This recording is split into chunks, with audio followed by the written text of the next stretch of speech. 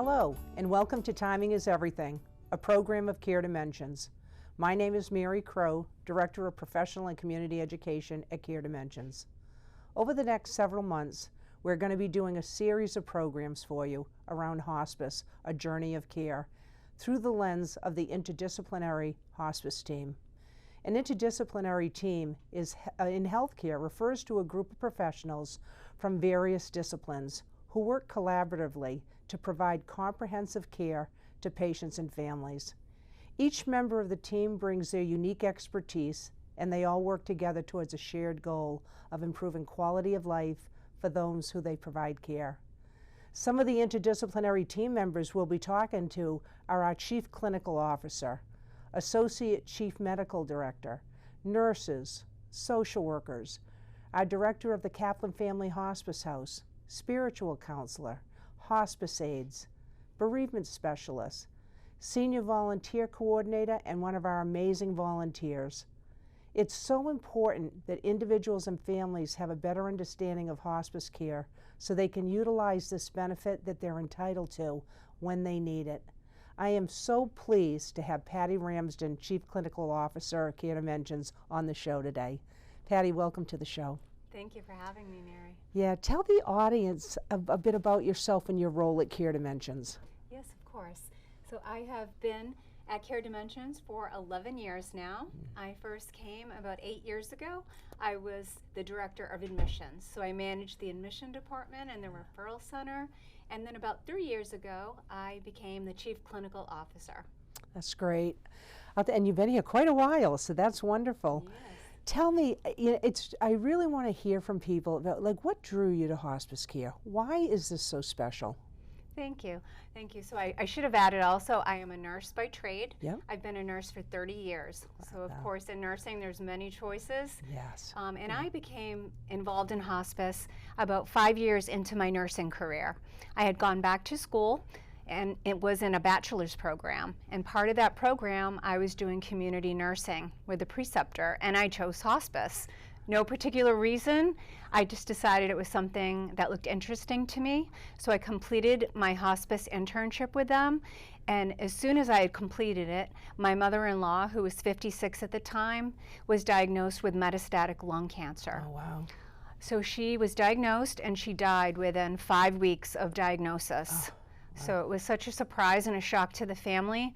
I just felt so blessed that I had had this training with hospice care. I knew what to do, and it equipped me to help train the family and to support her at home until she died with her family surrounding her. So I just felt like, wow, that was so amazing to me that a family could do this at home with the guidance of hospice. I did continue my nursing journey until about 5 years later, I had an opportunity to join a hospice, and I've been doing hospice ever since for the past 18 years. Wow. I'm always so thrilled when people learn earlier in their careers to come to this really precious type of care, because this is such important work that's being done. And of course, personal experience can certainly come into play there too. Absolutely. Yeah. Talk a little bit, Patty, about the core mission of Care Dimensions, and how does that guide you each day in your work? So I would sum the core mission of Care Dimensions up to really just to compassionate expertise. So if you don't have one or the other, you're not able to do the work. So the compassion goes without saying, but the expertise of providing that professional care for seriously ill people at the end of their life. So it is something that requires all of those talents and all of that expertise to help guide families who are lay people typically in different settings, to help them to advocate, to care for their loved one, and to help them through all the things that they face. Oh, that's great. How do you ensure that each patient receives not only high quality medical care, but the emotional and the spiritual support, that they need during this sensitive time? Like, with the people who are providing the care, right? Yes. It's not only for the people providing it, but how do you assure that people get what they need in all aspects? So I think it's really important that each patient and family that comes on to hospice care is treated like a true individual. You know, there's no cookie cutter approach to anybody. We're all different. Even if we have the same diagnosis and we live on the same street and we're all the same, everybody is a little bit different. So it starts with admission, that we're really looking at that patient and family and developing an individualized care plan. We are looking to see what they would benefit from and asking them what's most important to you. I think that's really one of the most important questions you can ask a patient and family, so we can really get to the heart of that. Now, and then I am really glad that you're going to be doing this series, because it's going to address all of those wonderful people that will be part of the care plan for that patient and family. So all of those individuals, like the social worker and the spiritual counselor, they all bring their expertise to address the patient and the family in a holistic way. So not only physical symptoms, but emotional, spiritual, you know, looking at all of those things that factor in at end of life. Yeah, that's wonderful, and that's what I do want people to understand, because I don't think they understand that there are a group of people that bring together their expertise on this. You know, you had mentioned in that you talked about care plan, and you know, so for people who aren't in the healthcare field, they don't always understand what does that mean. So can you just expound on that a little bit more? Sure, of course. So it's looking at that individual patient. So looking at whatever's going on with them. Are they experiencing physical symptoms like pain or shortness of breath? Adding those to a plan that simply addresses those symptoms. If they're having anxiety or, you know, depression, addressing those issues. And so we're addressing them in many ways. But as we said, not only the physical, not only medication, you know, ways that help them cope with those things. So we're simply noting down those things that we would address, you know, medications, but also those other things, ways that the whole team and the patient and family would understand the ways we're going to address them, and then changing them along the way. So it doesn't stay in one place, it's always morphing and changing as the patient goes along that journey. That's wonderful, Patty, and I love the way that you tell this, because again, when you were talking about, this is so personal for a person. This is not a stamp, it's not a cookie cutter. This is really so personal for that individual. And it's one of the things I love so much about hospice care, is that people are treated as human beings, as individuals. They're not treated as patients. And I think that's a huge distinction in the work that we do. I think it is too, because you know, when you go into say you go into the hospital, we're at the mercy of the hospital's system, from anything to when you get your medicine, when the doctor will come, you know, when you get your meals. At home and in other settings, it's a whole different ballgame. It's really based on what works for that patient and family, and we as the hospice team are adapting to their rules, what they think is important. We're not having them adapt to us. We are helping to adapt to them. To be on their timetable. Yeah, well said. You know, what kind of training and support do you provide to the staff to ensure that they're really equipped to handle the emotional, the physical strain of doing this really very intensive type of work? That is a great question to bring up. We have a very extensive training program when people come into hospice. So they're getting about 12 weeks of training, you know, starting from when they come in, they meet with our education department, they're getting a tailored approach to their skill set, and then they're working with their team. They're getting a preceptor who is of their own discipline. So a nurse would have a nurse preceptor, a social worker would have somebody working with them. We're really looking at tailoring their approach to how they're getting oriented and making sure they're really getting everything they need to be successful and feeling comfortable in their role. Additionally, it doesn't stop after you go through orientation. There's always new things to be learned.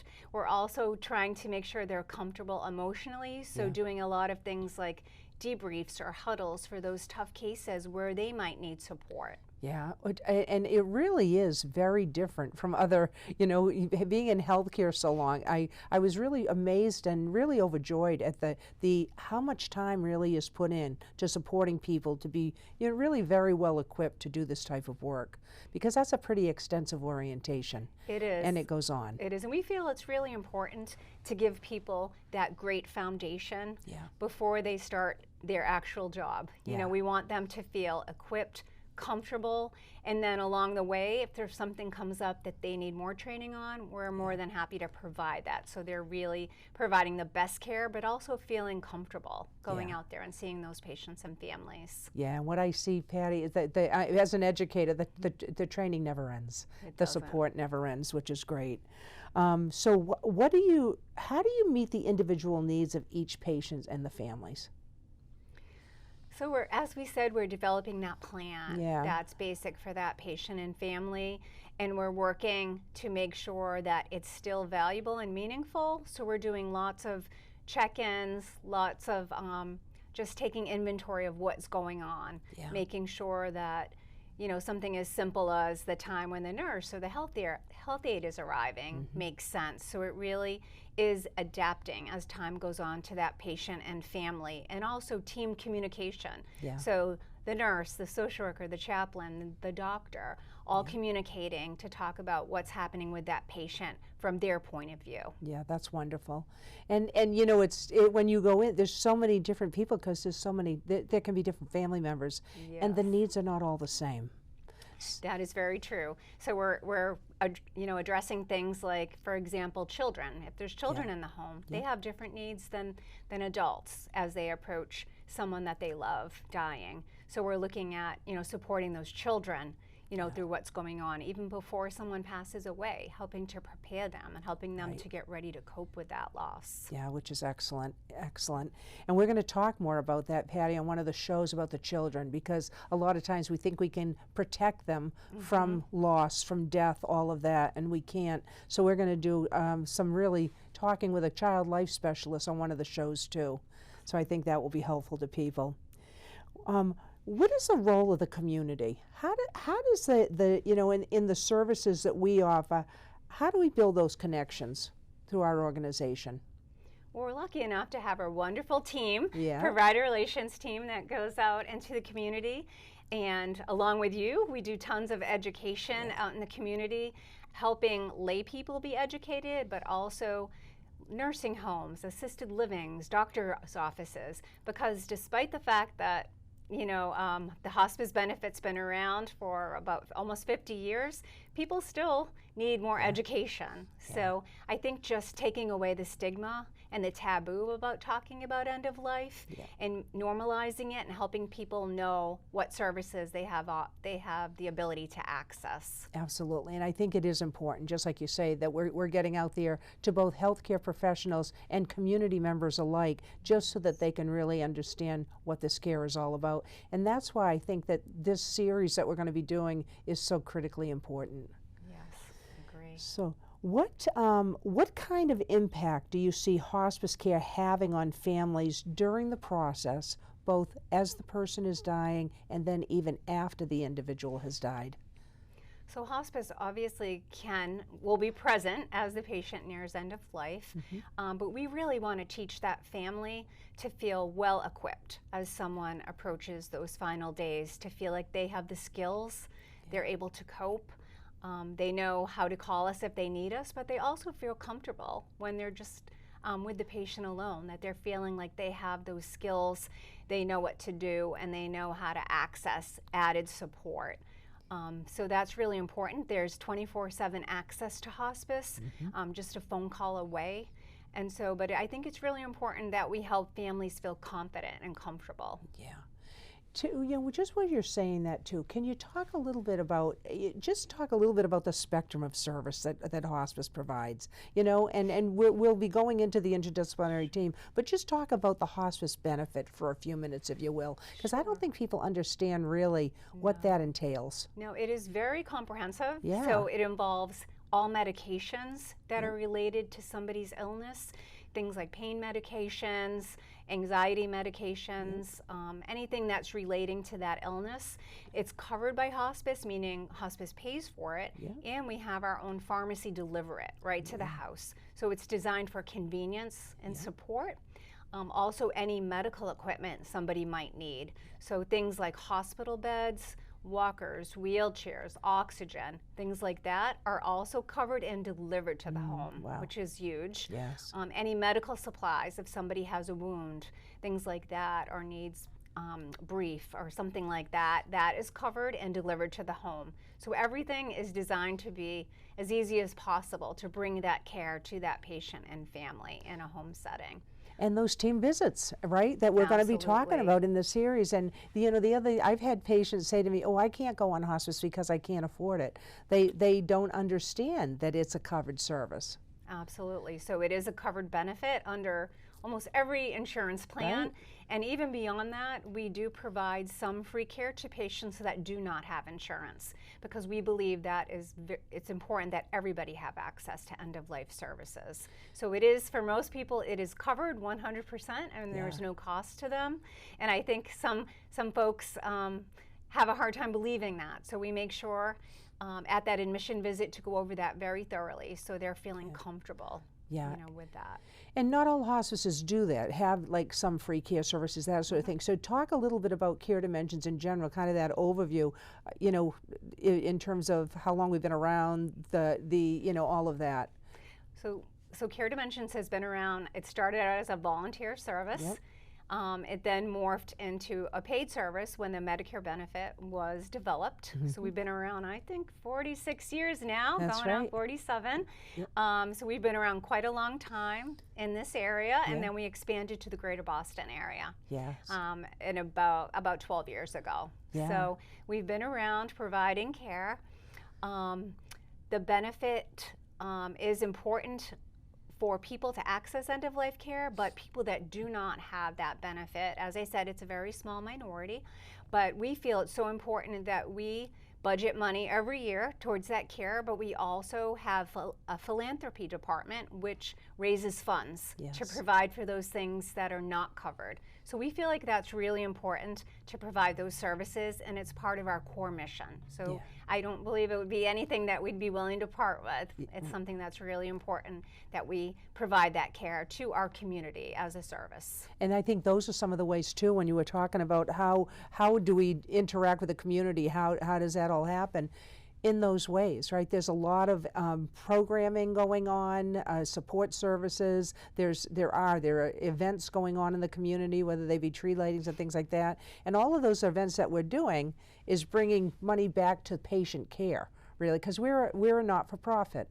Yes, we are. So our goal is to bring the things that we do back to the community and back to the staff, so we can continue to provide the best patient care experience. So that's our goal every day, to provide what can we do that would be beneficial for that community. Yeah, and it really is community oriented, isn't it? Because like you said, we've been around for like 46 years. We're the largest not-for-profit. We're the largest hospice in the state, and being a not-for-profit is a big thing, because there's so many other services between our physicians on staff. We're going to be talking about, on one of our shows too, our inpatient facilities, some of those distinctions and things like that too. So complementary therapies. There's so many different distinctions or disease-specific programs that really can highlight that. I think that's important too. Thank you for bringing up the not-for-profit status, because there's lots of choices out there for hospice, and I think it's really important for people to know that there are distinctions between hospices, what they can offer, and what their end goal is, where they're putting their funds towards. So I think that's a really important distinction. I think it is, Patty, because again, there's such a misconception out there, and oftentimes people are thinking that, and I had a family said this to me, well, I asked for hospice, where were you? Well, and what they didn't realize is that there are other hospices out there. They're thinking that all hospices are alike or somehow related. So maybe you could just speak to that for a few minutes. Yes, I do think there is that general misconception with the public that hospice is one big company. And I always say, well, that's like saying that hospital is one big company. There are different companies under that hospice umbrella, and although we all do end-of-life care, everybody does it just a little bit differently. So I feel like it's really important for people to be educated on their choices and to understand the differences, when you're electing hospice services. One of the great things that you mentioned is we have 2 inpatient units, one in Danvers and one on the Lincoln-Waltham line. And those are places, if somebody gets sicker, that's a great option for them to have. And not all hospices have inpatient units. We're very lucky to have those. Absolutely. So those really add to the options that people have at end of life. Oh, absolutely. Other things that you would like the audience to know about other care dimensions or hospice in general? I think my big takeaway for people is always what we hear from patients and families. I wish I had had hospice sooner, because what we find is that people are not getting the full amount of hospice that they're entitled to. So somebody is entitled to 6 months or more if they qualify of hospice care, and often people are coming on with much less than that. And so the help and support we can provide to that family is just immeasurable. And if people can get on as soon as they're able to, I think that would be the greatest benefit. So that's always my takeaway. Don't wait, to access care. I think that is such an important point that you're making, because a lot of times people do wait and they feel like hospice care is just for people who have days or weeks to live. And there is so much to do at this precious stage of life. And that's, again, some of the things that I love about hospice is all around not just the physical. Dying is not merely a medical event, it's so much more than that. So they tend to spirit, mind, and body. And I had mentioned too that one of the things is that it's not just about the individual, it's around the family too, and family being anyone who loves and supports you.